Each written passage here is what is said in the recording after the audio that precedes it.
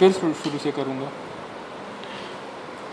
ठीक है। Right left identification के लिए पोस्टीरियर सेमीसर्कुलर कैनाल और एंटीरियर कॉक्लिया को रखना होगा। पोस्टीरियर सेमीसर्कुलर कैनाल को petrous part of temporal bone के साथ पैरेलल रखना होगा, क्योंकि ये वाला posterior semicircular canal left side के पीटरस टेम्पोरल बोन के साथ पैरेलल रहेगा, तो इस वजह से that is this one belongs to the left side. सबसे पहले कॉक्लिया में first of all bony cochlea which spirals around a bony axis that is called modulus. The apex of the modulus is directed towards the anterior superior wall of the middle ear. Middle ear will lie lateral to this bony labyrinth, and its anterior wall, this apex of the modulus will point towards the anterior wall of the middle ear, and its base will be directed towards, this will be the base of the modulus, which will be directed towards the fundus of the internal acoustic meatus. The cochlea will take 2.5 turns around this modulus. Around this modulus, a spiral lamina is wrapped around. That spiral lamina is called Osteospiral Lamina. This is the Osteospiral Lamina. It partially divides the bony cochlea into two compartments, the scala vestibuli and the scala tympani. This partition is completed by this basilar membrane, which is also called membranous spiral lamina. And on this basilar membrane lies this organ of Carti, the receptive organ for hearing.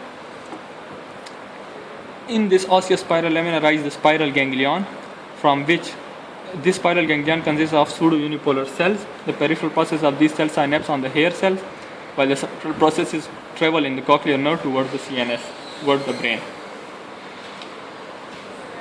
Continuing this bony labyrinth, we come towards this vestibule. First of all, this scala vestibuli and scala tympani, if we look at these two compartments in the basal turn of the cochlea, then scala vestibuli will lie above superiorly and scala tympani will lie inferiorly. Vestibule is the common bony compartment for the sacule and utricle.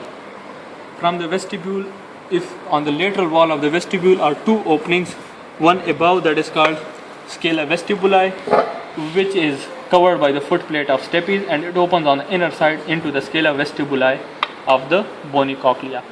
While the other one is called the scala tympani, also called round window. It is covered by closed by the secondary tympanic membrane.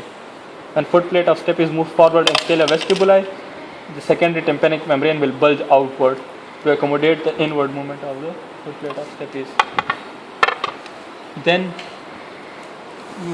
after this, at the apex of the cochlea, the scala vestibuli and the scala tympani will be in communication with one another, and that point is called helicotrema. I cannot identify that point here. Okay. On the medial wall of the vestibule, from the inner aspect, we will see two recesses. Anteriorly, we will have the spherical recess, and posteriorly, we will have the elliptical recess. Between them will be the vestibular crest, which will diverge into two downward and will enclose the cochlear recess.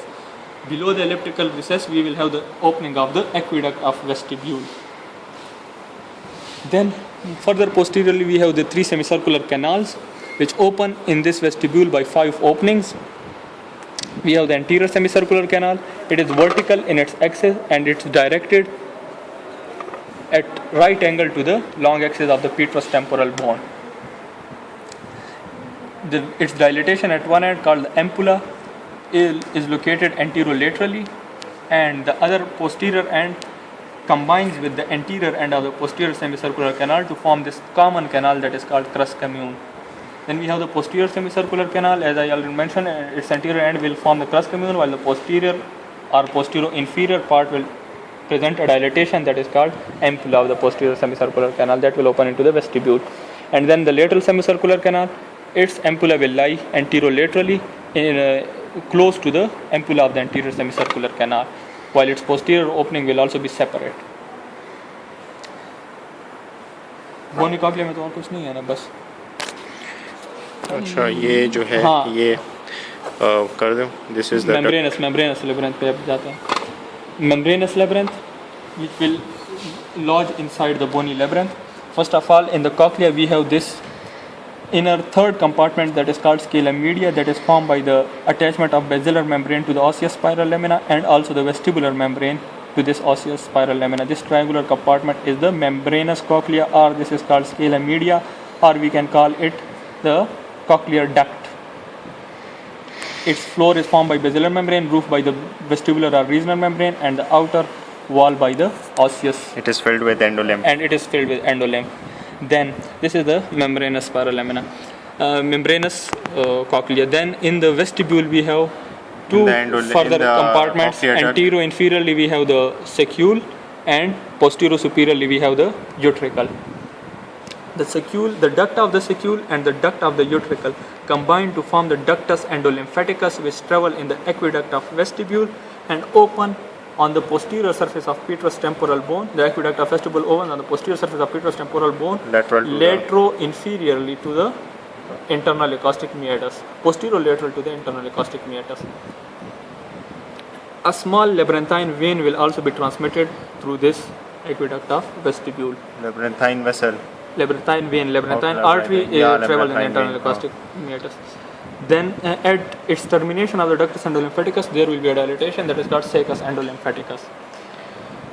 Then on the utricle, again three semicircular ducts open through 5 openings, the same as the bony semicircular canals. Then we have nothing else. Blood supply through the cochlear duct. The endolymph is made by the stria vascularis. Stria vascularis located on the outer wall. Stria vascularis and for its secretion we need melanocytes, and in albinism melanocytes will be absent, so we will not have endolymph and there will be deafness. And endolymph is rich in potassium ions compared to and the membranous cochlea is continuous with the saccule through the ductus reunions. Membranous duct.